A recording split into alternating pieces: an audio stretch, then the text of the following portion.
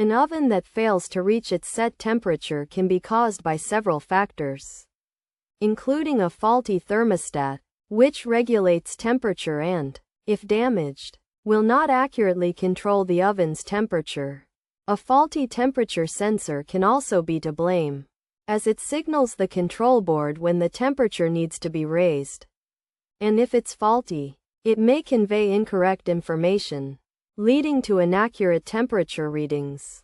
Additionally, a damaged heating element can prevent the oven from heating correctly, and thus, not reaching the set temperature if the baking element doesn't glow red when the oven is heating up.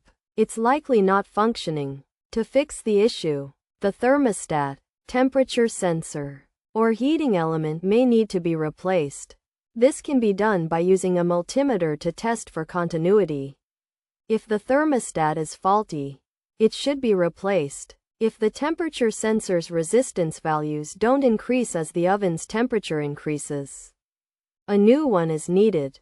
And if the heating element doesn't glow red or there's no continuity, it should be replaced. By identifying and addressing these probable causes, fixing an oven that won't reach its set temperature can be a relatively straightforward process.